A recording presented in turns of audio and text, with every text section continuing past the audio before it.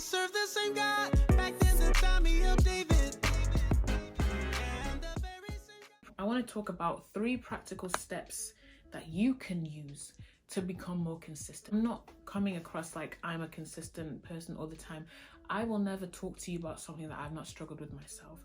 I have struggled and still do struggle with consistency. I believe as we are advancing and going into 2021, if you really want to step into what God has called you for, consistency is something that is so important. The first step is have a positive outlook. At the beginning, I said that you may have encountered trials, you may have gone through things that have put you off. Sometimes when we do things and we keep trying it, you might get to the point where you're just like, oh, there's no point, I may as well give up. I don't think it's all about winning. Sometimes you may have to go through something and you may have to lose so that you can learn something from that. It's so important to understand that you learn more from failures than you do successes. Failure helps you to appreciate success more, but failure is the #1 teacher. As long as you can begin to see that, like, sometimes things not working out is not always a bad thing, but it's God saving you from something, or it's God teaching you something.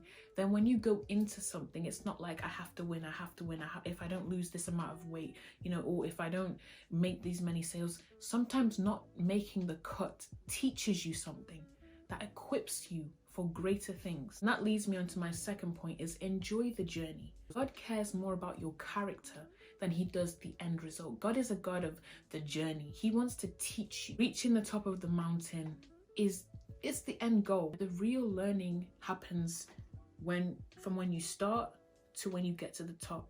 It's how you strengthen. It's how your character begins to change. It's how your outlook begins to change. Enjoy the journey. When you think so much about the end result, that's where the fear of consistency comes in, because you think, oh, well, I attempted this before and I didn't even make it to the end. So what's the point in trying again? Enjoy the journey. The analogy of I'll be happy when, or, when I get this, I'll be happy. As long as you're always telling yourself, I'll be happy when, you're chasing a feeling, a moment, that you're ignoring the current moment that you're in right now. Happiness really is a state of mind. It's not a destination. It's something that you can cultivate in your mind, and being grateful, celebrating that, yeah, I might not be where I want to be, but I'm not where I used to be, and I'm doing a lot better than I did before. That is very important as well. Time is limited. Tomorrow is not promised. So if you're constantly living saying, I'll be happy when this happens, or, I'm going to do this tomorrow, or I'm not going to do this now, you'll find that you'll run out of time. In your present moment, learn and enjoy the journey. Final step is believe in what God has placed in you. When you believe in what God has placed in you, you walk different. You're more confident, not in an arrogant way that I'm better than you. You can't really compare yourself to other people in the work of God, because everybody has a role. We all complement each other. Have faith that he has already gone before you. He's already paved the way. He knows when you're going to mess up. He knows when you're going to make a mistake. It's never a surprise to him. And knowing that when you go and acknowledge him, when you are in that situation, that he's going to show you the way. He's going to show you, okay, this might have gone that way, but hey, look, this is the way that we can go. That's one thing that God does. He can take a messy situation and he can turn it around. And he's so good at that. So understand that whatever God has placed in you is for you. Don't be afraid that, oh, well, God's called me to this, but what if I don't get it? It's for you. And as long as it's for you, you will reach that place in God's perfect timing. He's never too early. He's never too late. And on the way to that position, God is strengthening you. God is teaching you things as well. It's about going after it, because faith without works is dead. You think about the story of Abraham. The Lord said to Abraham, leave your home and go to a place that I will show you.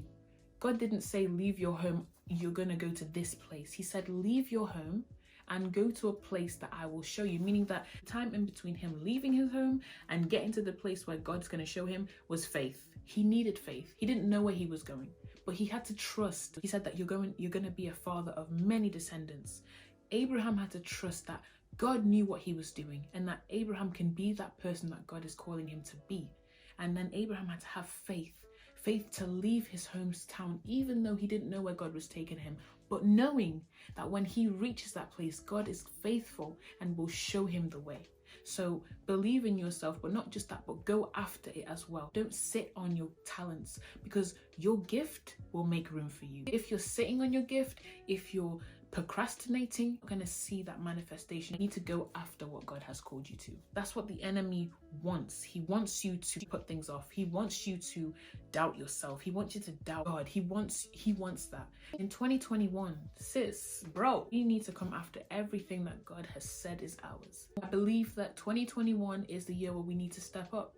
It's the year where we need to go after things. It's the year where we need to be consistent, where we need to see things through, because on the other side of consistency, it's the promise that God has for us. It's the promise, the things that he wants for us. And I want to end on this note. In Joshua 1:9, it says, "Have I not commanded you? Be strong and courageous. Do not be terrified or dismayed, intimidated, for the Lord your God is with you wherever you go." I just want to encourage somebody, if you're listening, if God has called you to do something, he has given you everything you need to succeed. If you're afraid, go to God. It's okay. Because the Lord knows you're going to be afraid. The Lord knows you're going to doubt yourself. And that's why he says, be strong, be courageous. I am with you. Don't be intimidated. I am your God. And he's got you. He's got you, okay? Yeah, guys, I hope you enjoyed that video. This is where the goofy part comes out, because I've been serious for too long. Give me a minute. Give me a minute. Ooh.